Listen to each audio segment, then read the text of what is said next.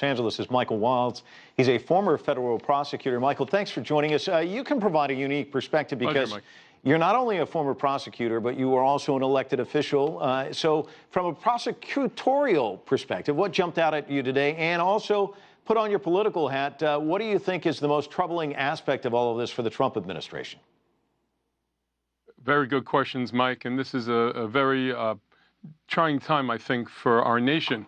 The vote is such a structural, integral part of our nation. There are millions of people that literally fought and died for us to have this privilege, and it's so tied to the kind of government and the kind of protection we have of our liberties.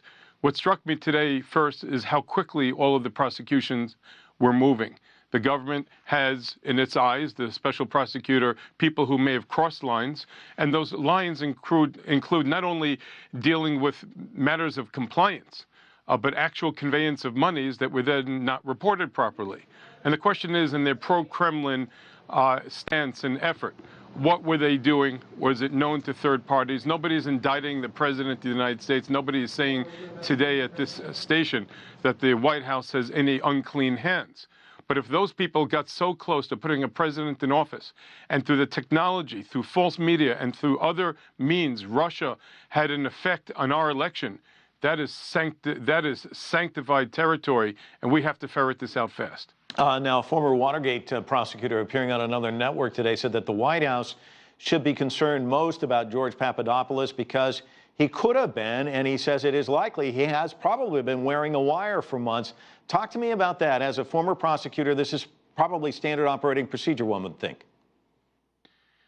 Indictments are leverage, and a person who pleads guilty may actually be given some form of immunity and then be able to help with the prosecution of a third party. I don't know whether or not there's any collusion or conspiracy, and Robert Mueller is a very seasoned federal law enforcement official. He knows how to leverage this. The question is here, should everybody go away for a period of time, and what is it that they did? There is obviously a question, and that's a question of fact, and we don't have all the forensics or the intelligence as to how they came to the conclusions that they came to today.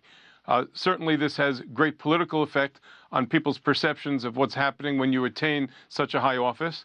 But we have to remember, and we have to give everybody the benefit of the doubt. Now, why wouldn't they comply with documents? Why wouldn't they be reporting money? Why would somebody be helping the Kremlin and not be transparent when they're trying to help the highest office of our nation? All these questions need full vetting for American citizens to be assured that those that, again, have fought and died on the battlefield for the sacred one man, one vote can be assured that this election is proper. And certainly before the midterm elections, we need closure to make sure that our system is not going to be impaled or impacted by the Kremlin. The White House says that Manafort these charges have nothing to do with the president, but he did, of course, Manafort sit in on this meeting in the Trump Tower in June of 2016, also attended by Jared Kushner, that Donald Trump Jr. arranged a meeting with Russians who were said to have damaging information on Hillary Clinton. So talk to me about that. There's a very big difference in the world of politics, in the world of governance, and in the world of criminality. I'm a professor, an adjunct professor at Cardozo Law School in Manhattan. I'm happening to visit my office in LA now. But I teach aspiring lawyers to make sure that they understand the difference between an ethical breach, a criminal breach, and something that just doesn't smell right.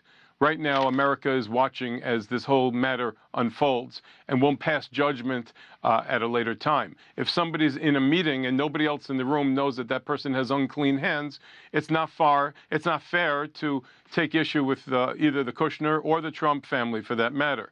On the other hand, if they should have known better, if nobody vetted the documents and they weren't in compliance, should they have been in the room in the first place?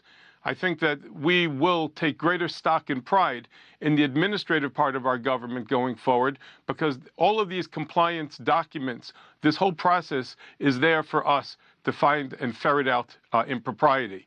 This is still too early for us to make any conclusions, but I'm glad the lights of the media are on top of everything. All right, Michael Wilds, we'll leave it there. Thanks so much for joining us from Los Angeles. Appreciate it. Pleasure. Russian officials